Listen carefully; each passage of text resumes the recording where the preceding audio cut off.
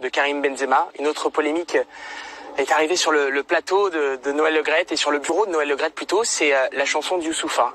Est-ce que ça vous agace de voir que le football parfois est instrumentalisé par les extrêmes autour de l'affaire Karim Benzema, par exemple, d'entendre que Karim Benzema représente une partie de la France racaille, c'est ce que l'on a entendu il y a quelques jours, et autour de cet hymne, de cette chanson de Youssoupha. Ça vous agace parfois?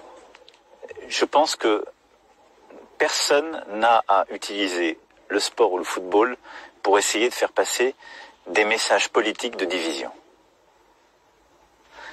C'est aussi pour ça que moi je suis très vigilant à ce sujet.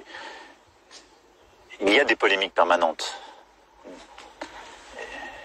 Nous les vivons tous et toutes dans notre pays, qui portent ce ferment de division sur absolument tous les sujets, qui sont bien souvent totalement dérisoires.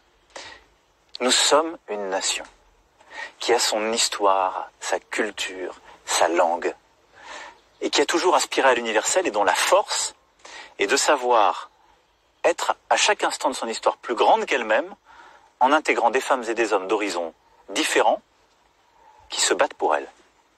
C'est l'histoire de nos armées, c'est l'histoire de notre vie politique, c'est l'histoire de notre vie sportive.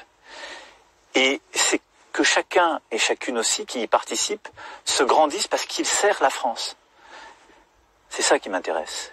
Qu'un chanteur soit fier de porter l'équipe de France et les valeurs qui vont avec, et décide aussi d'évoluer lui-même, et peut-être se rendre compte que ce qu'il a fait était des erreurs.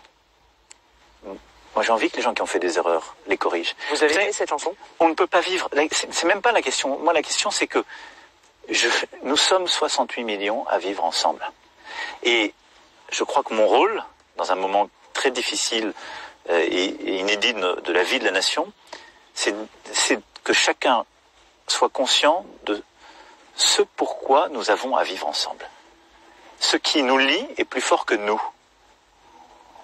Et y compris chez des femmes et des hommes qui sont issus de l'immigration. Parce qu'ils ont décidé de joindre une nation, ses valeurs. Et donc ils ont des devoirs et des droits. Mais c'est ça qui nous rend forts. Donc l'esprit de division, de séparation, je me bats depuis le premier jour que je suis engagé en politique et je pense que le rôle de la République est de ne pas céder à ces polémiques, de ne pas perdre de temps avec tout cela, mais plutôt d'avancer. Et moi je me réjouis que l'équipe de France fasse partie de ces aventures collectives, il y en a d'autres dans la nation, qui nous permettent d'avancer, de montrer que Diable, il porte le maillot, il a ses 2 étoiles, il a le coq français, ce coq est gaulois. Et quels que soient les prénoms et les noms, ces jeunes gens, aujourd'hui, ce sont des hommes. L'équipe féminine, on a la même fierté pour elle. Et je n'oublie pas le moment que j'avais passé avec aussi les joueuses de l'équipe de France de football féminine. Eh bien, ces hommes, puisque c'est dont je parle aujourd'hui, ils portent et ils représentent la France. C'est notre visage, c'est notre fierté. Et que tous ceux qui ne les aiment pas considèrent qu'ils n'aiment pas une part de la France. Mais personne n'a à dire ceci est une part légitime, ceci n'en est pas. Monsieur le Président de la République, il y a un autre dossier qui concerne le foot.